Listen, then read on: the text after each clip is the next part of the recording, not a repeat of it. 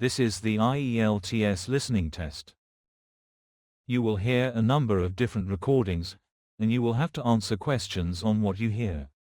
There will be time for you to read the instructions and questions, and you will have the chance to check your work. All the recordings will be played once only. The test is in 4 parts.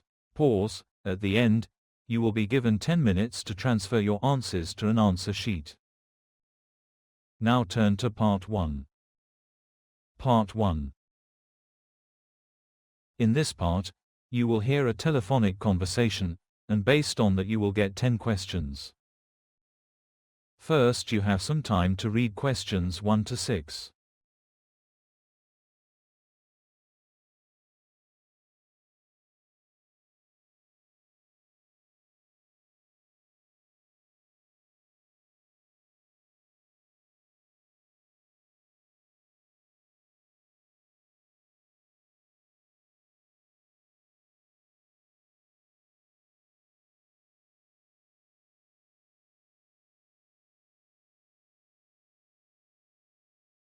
Now listen and answer questions 1 to 6. Good afternoon, Riverside Animal Shelter. This is Jackie speaking. How can I help you? Hi, my name's Paul Newton. I'm interested in adopting a rescue dog and I'd like some information about the process. That's great to hear, Paul. We always love helping our dogs find new homes.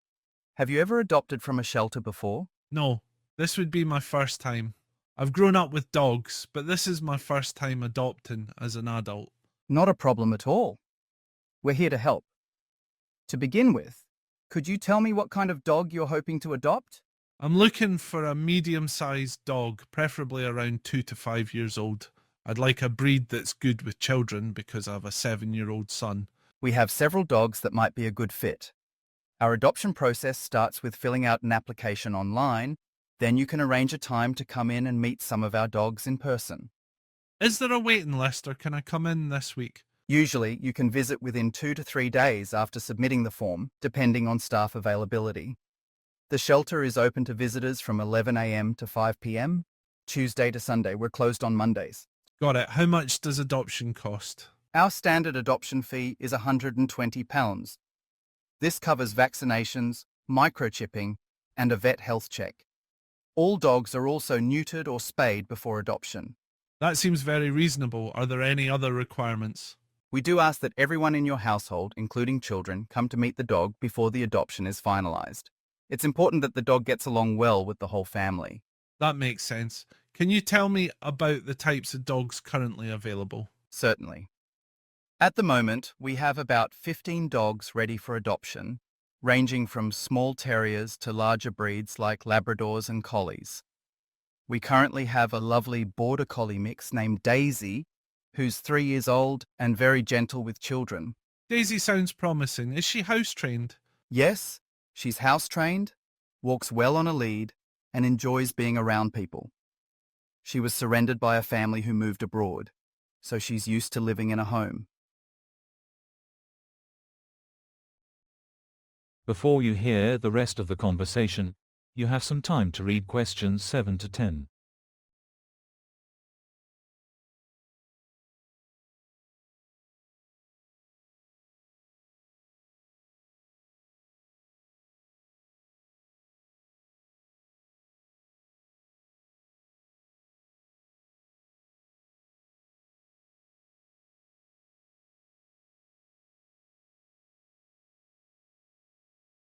Now listen and answer questions 7 to 10.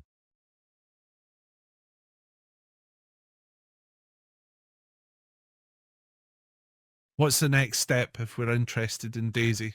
After you fill out the online application, we'll contact you to set up a meet and greet at the shelter. If that goes well, we usually arrange a home visit to make sure your environment is suitable for a dog. What do you look for during the home visit? Mainly that the property is secure, with a safe, fenced garden or yard, and that there are no immediate hazards for a dog. We also talk through the dog's needs and your experience with pets. And if everything is approved, when can Daisy come home? Usually within a week of the home check. We'll set up an adoption date and provide you with a starter kit that includes some dog food, a lead, and Daisy's vaccination records. That's very thorough. Are there any post-adoption checks?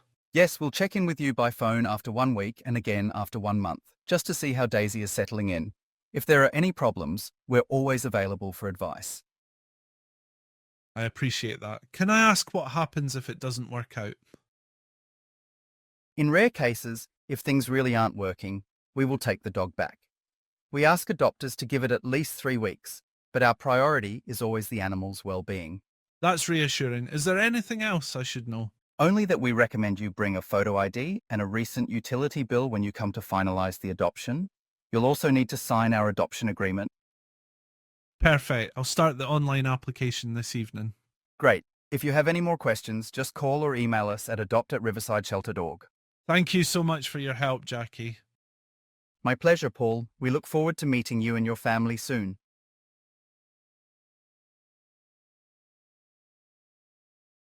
That is the end of part 1.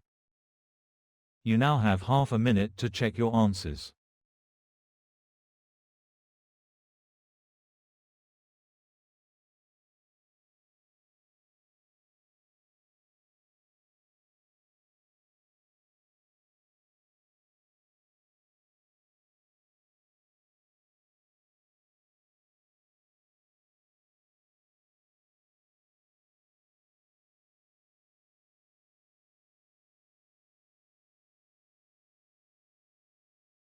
Part 2. In this part, you will hear a monologue. A person is giving an orientation to a group of people. First, you have some time to read questions 11 to 15.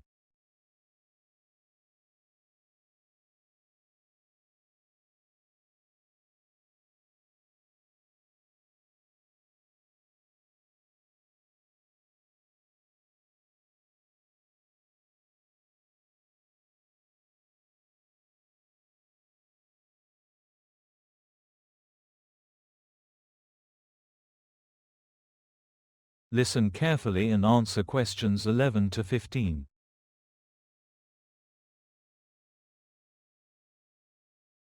Hello everyone and welcome to the Branton Local History Museum. My name is Ishan and I'll be guiding you through a brief orientation before you begin exploring the exhibits. To start with, the museum was founded in 1965 by a group of local historians and volunteers. Their aim was to preserve the region's rural past and make it accessible to the wider public. What started as a single-room display above the town hall has now become a fully restored Victorian-era building, housing over 3,000 artifacts. Let's begin with the layout. The ground floor consists of 3 permanent exhibition halls. The first one, to your right, is dedicated to agriculture and farming tools, some dating back to the early 1700s. The second, on your left, is the textile room, which shows how wool was processed and dyed by hand. You can even try operating a replica spinning wheel. The third hall is focused on the local railway system and features a restored signal box from the old Branton station. Upstairs, we have the rotating gallery, where exhibitions change every 3 months.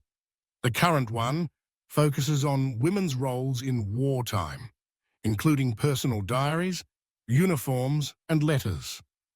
This floor also houses the Oral History Archive, where visitors can sit and listen to recorded interviews from residents who lived in the area during the last century. Now, before you start exploring, please collect a visitor map and your audio guide from the front desk if you haven't already. The audio guide is available in 5 languages and provides commentary for all the main sections. Photography is permitted throughout the museum, but please turn off your flash to help preserve the older materials and documents. Before you hear the rest of the conversation, you have some time to read questions 16 to 20.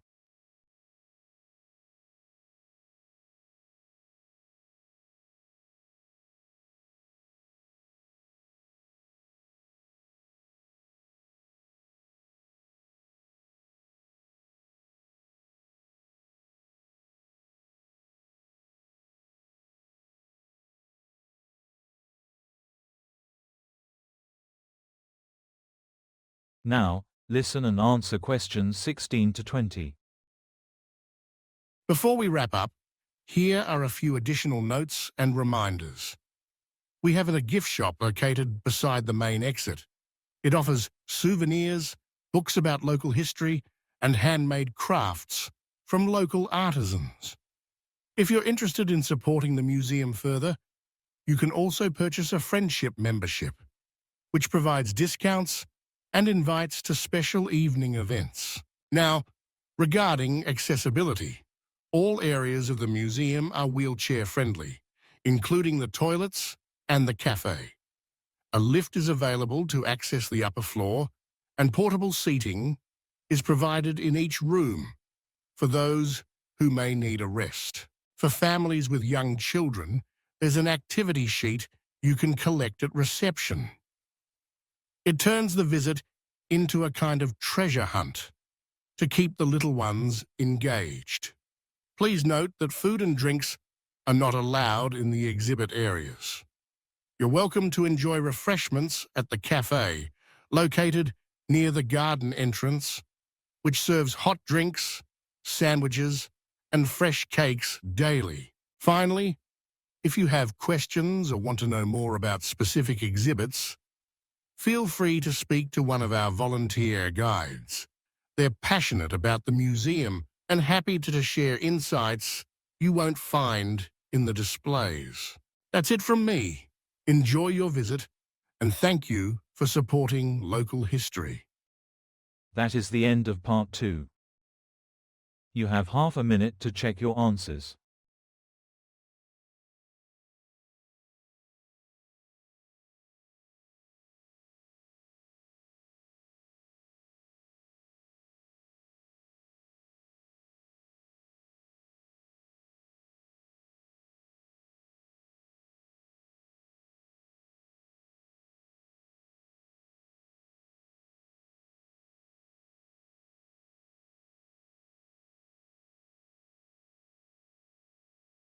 Part 3. Part 3 is an academic discussion between a student and a professor, or between two students. You need to listen to their conversation and answer questions based on that. First, you now have some time to read questions 21 to 25.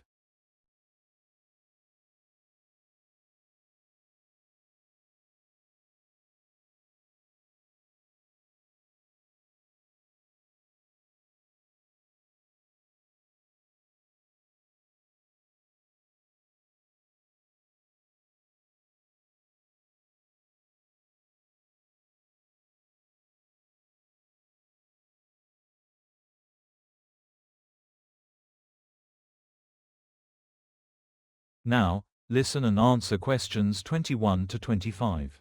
Good afternoon, Sarah. I read your proposal on urban loneliness, and it's quite promising. I'd like to go over a few points before you proceed. Hi, Dr. Ellison. Thanks for taking the time. I've been working hard on shaping the research question. Yes, I saw that. So you want to investigate the prevalence and causes of loneliness among young professionals living in metropolitan areas? That's right.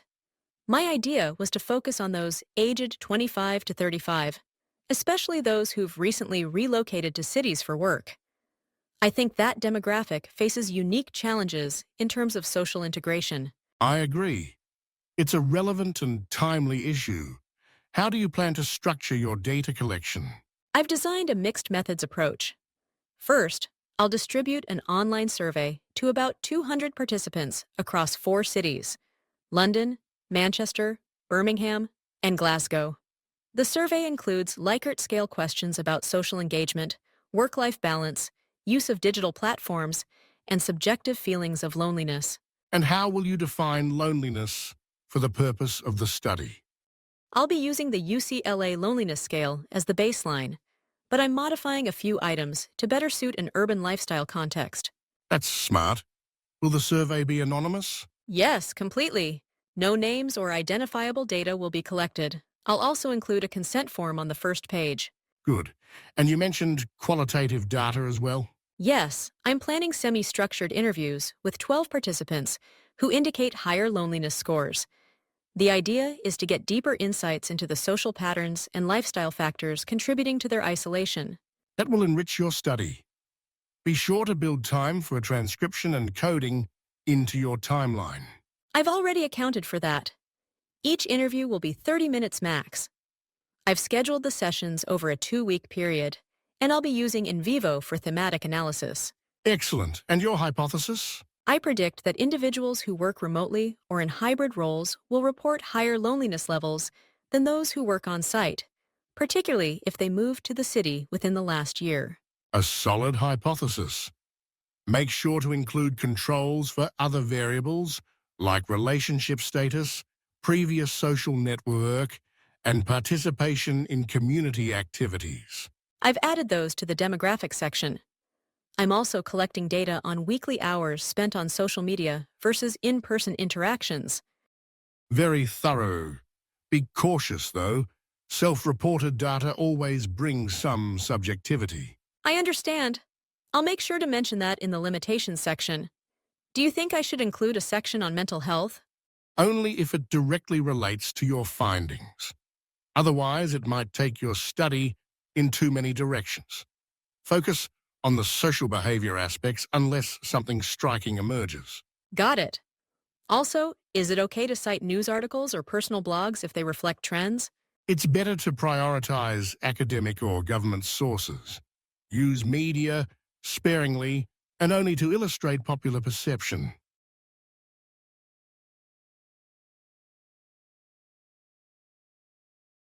Before you hear the rest of the conversation, you have some time to read questions 26 to 30.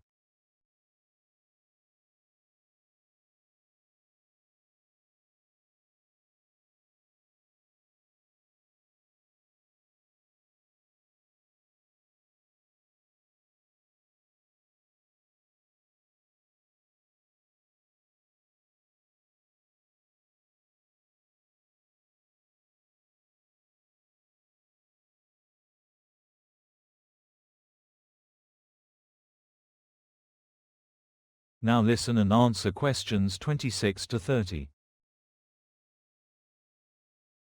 Let's shift to your presentation. Have you started preparing it? A little. We're expected to present during week 10, right? Yes. Your slot is Thursday morning at 11:30. Presentations should be 10 minutes long, followed by 5 minutes of Q&A. Okay. I was thinking of starting with a graph showing how urban loneliness has increased since 2015. That should set the context. Good idea. Make sure the graph is properly cited. And then what? I'll walk the audience through the survey design, the demographic data, and then share a couple of anonymized quotes from the interviews that capture key themes. That structure will work well. Keep the quotes concise, and don't overload your slides with text. I'm aiming for 6 slides in total. That should give me enough space without rushing. Perfect. Are you including any visual aids besides graphs? Yes, one infographic comparing social interaction trends across the 4 cities. I'm using data from the Office for National Statistics. Excellent.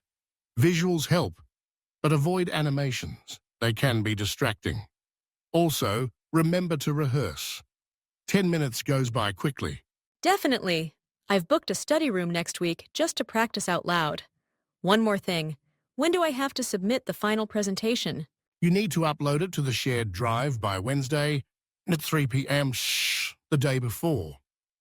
The technical team will test it on the presentation computer. All right. I'll make sure it's in by Tuesday just in case. Good plan? You're in great shape, Sarah.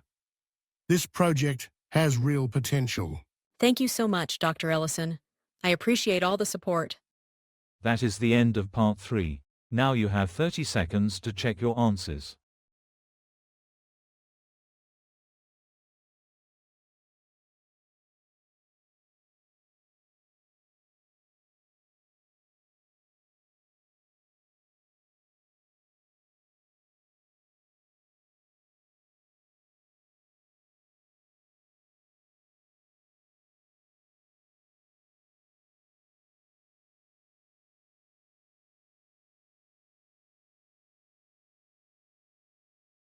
Part 4. This part is a monologue where a person gives a seminar on a topic.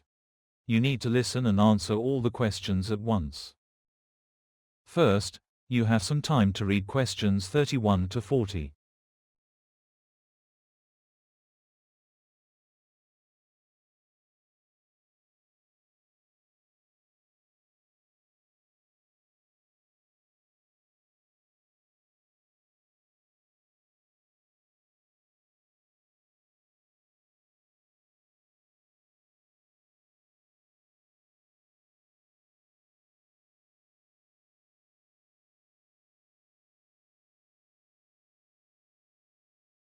Now, listen and answer questions 31 to 40.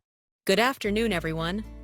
Today, we're exploring one of the most fascinating aspects of human evolution, language.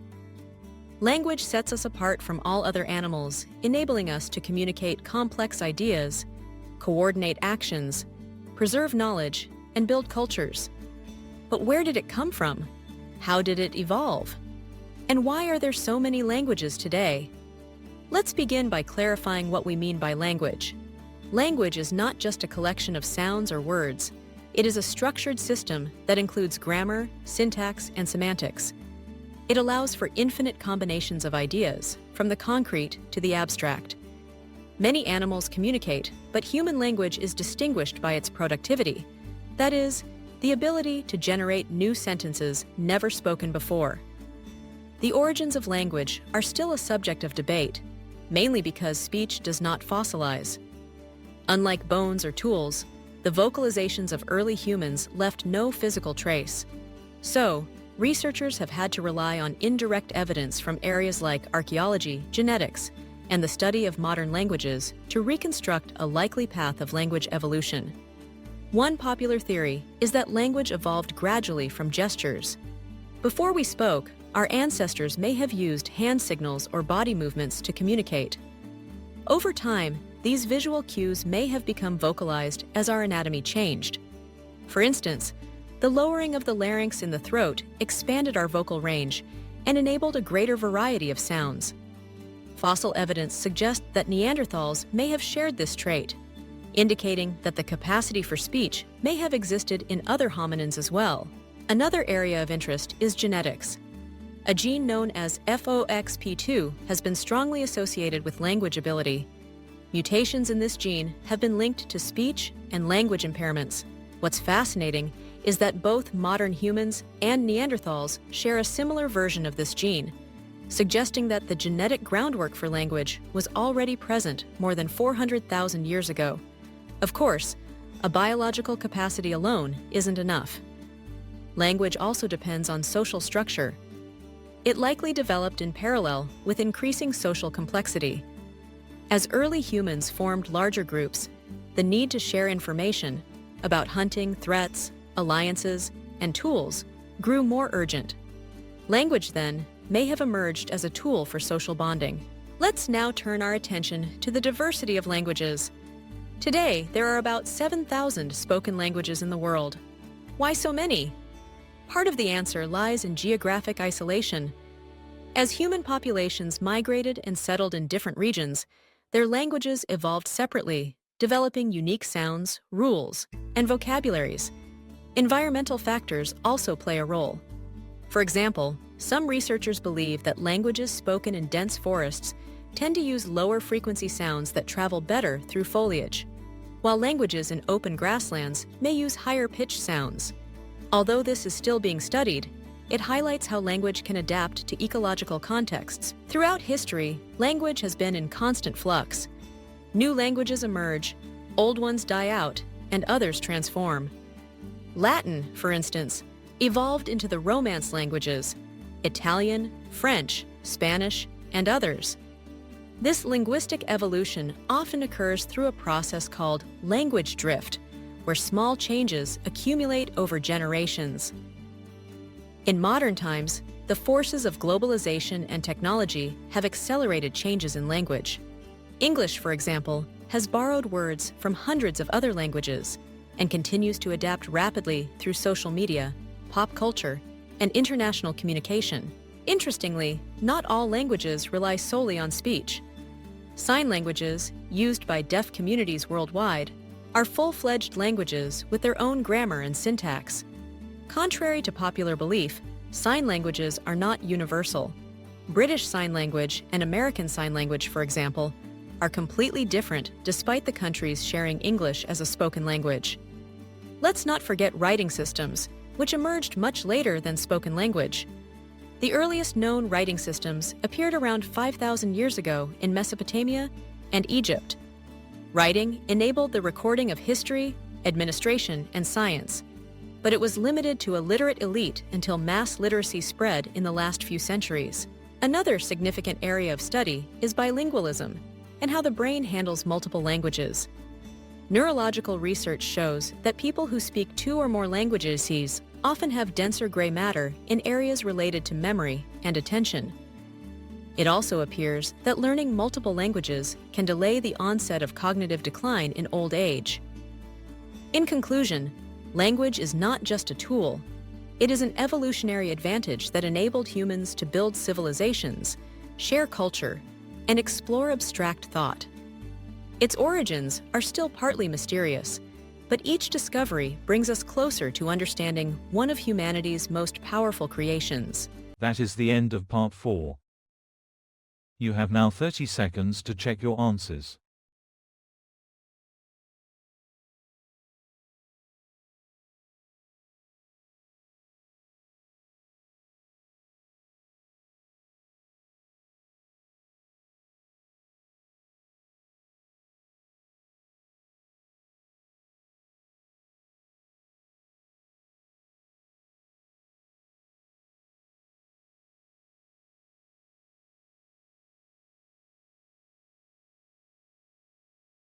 You have now 10 minutes to transfer your answers to an answer sheet.